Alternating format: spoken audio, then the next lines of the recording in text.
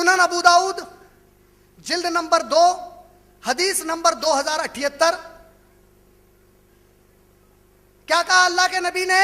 कोई भी बच्ची बगैर वली के जाके निकाह कर ले, उस बच्ची का निकाह हराम है। वली का माना पूरी कुरान में कहीं भी अल्लाह ने नहीं कहा कि वली का माना बाप या भाई होता।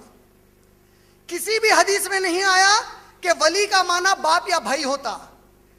हां, इस्लामी फुकहा हमारे उलेमा ने कहा चूंकि बच्ची की परवरिश बचपन से बाप करता है, यह गौर से सुनिए, बच्ची की परवरिश बचपन से बाप करता है, तो हम वली का पहला हक बाप को देंगे, बाप के बाद उसके भाई को देंगे, भाई के बाद उसके दादा को देंगे, या उसके ताया को देंगे, या उसके चचा को देंगे। यह हक बनता जाता है।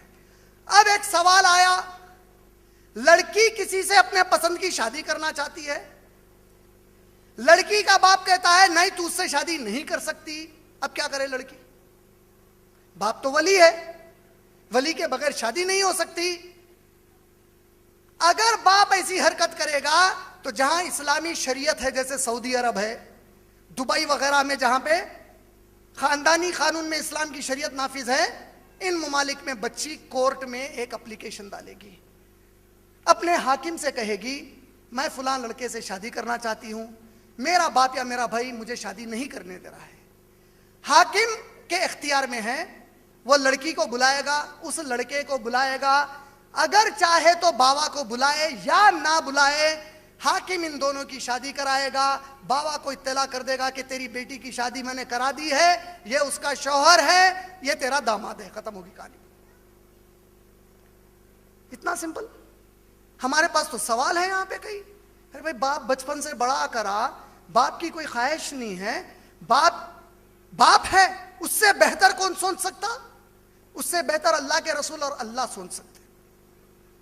बाप से कई गुना बेहतर हमारे नबी, इस उम्मत के नबी सोच सकते, और नबी के रब अल्लाह सोच सकते। अल्लाह और रसूल क्या बोले?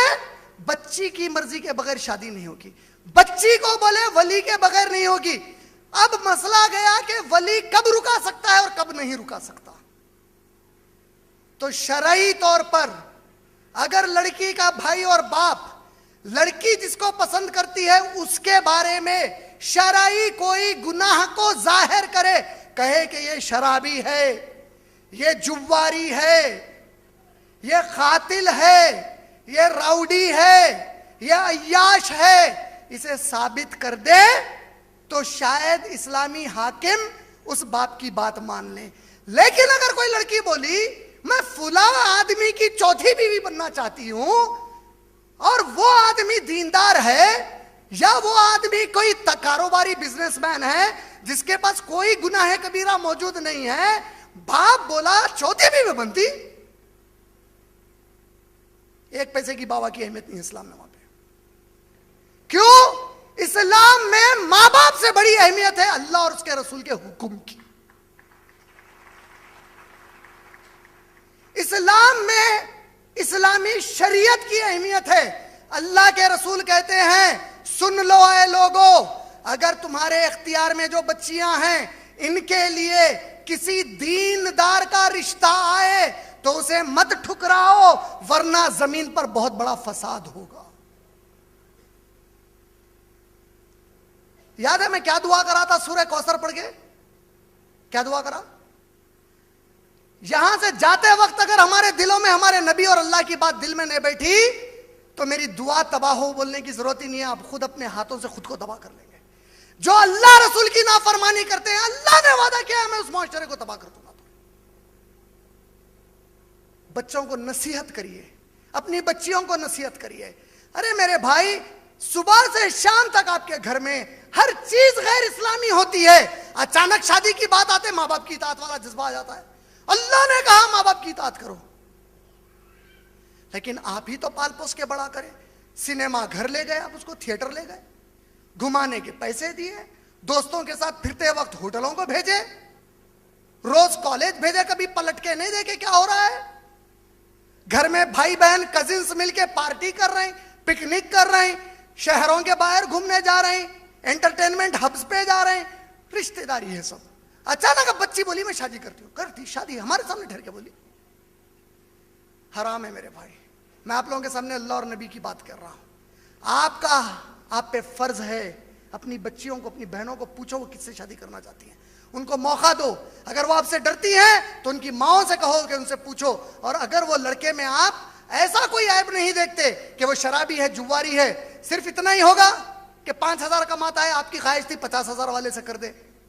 अरे मेरे भाई, क्या गारंटी है कि आप 50,000 वाले से करें और वो बचाकर जिंदगी अच्छी गुजारे? और कितना डबल स्टैंडर्ड। बच्ची आज अपने पसंद की शादी की तो आप फौरी, अगर लड़ाई हो गई, देखे अपने पसंद से की थी ना, और अगर आप पसंद से शादी की, लड़ाई हो गई, अब क्या बोलते? बेटे सबर कर ले, तेरे मुकद्दर में यही था ना। आप बच्ची को ऐसा कर सकते मेरे भाई, अल्लाह को ऐसा नहीं कर सकते। ये बच्ची, आप एक बात सुन लो मेरी, बहुत अहम बात बता रहा हूं आप लोगों को। आपकी बेटी और आपकी बहन आपकी प्रॉपर्टी नहीं है। प्रॉपर्टी का माना क्या है? ये माइक मेरी प्रॉपर्टी है, इसे मैं यहां रखूं, हाथ में पकड़ लूं, कोई मुझे कुछ नहीं बोल सकते। ये मेरी प्रॉपर्टी है, ये मैं इसका मालिक हूं। अल्लाह ने आपको अपनी बेटी और बहन का मालिक नहीं बनाया। क्या बनाया आपको मालूम है? निगरानकार बनाया। You are only a caretaker, you are not the owner of your daughter and your sister. तुम अपने बहनों और बेटियों के निगरानकार हो। अल्लाह ने कहा मेरी किताब, मेरे सुन्नत नबी की जो है, इसके तरीके से अपने बेटियों की निगरानी और परवरिश करो। इसके अलावा कोई इख्तियार नहीं दिया। कल अल्लाह क़यामत में पूछेंगे, तेरे घर में, तेरे अपने पेट में, तेरे बगैर मांगे के मैंने मेरे नबी के एक उम्मती को पैदा किया था, उसके साथ तू क्या करके आया?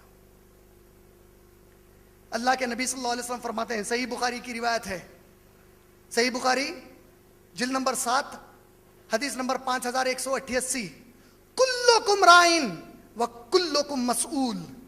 तुम में से हर शख्स जिम्मेदार बनाया गया है। नबी कह रहे हैं हर इंसान को अल्लाह ने जिम्मेदार बनाया है।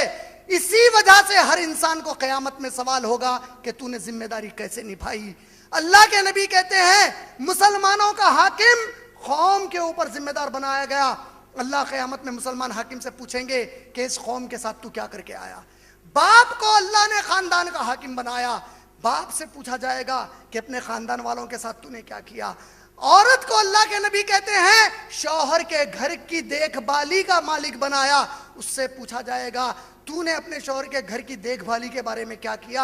अल्लाह के नबी कहते हैं नौकरी करने वाले को अपने बॉस का जिम्मेदार बनाया गया है। उस नौकरी करने वाले किसी क्लर्क को पूछा जाएगा तेरा बाप, तेरा भाई जिस तरह तेरे पे भरोसा करता था, तेरा मालिक वैसे भरोसा किया, तू वो काम कितनी अमानतदारी से किया और उसमें कितनी खयानत किया।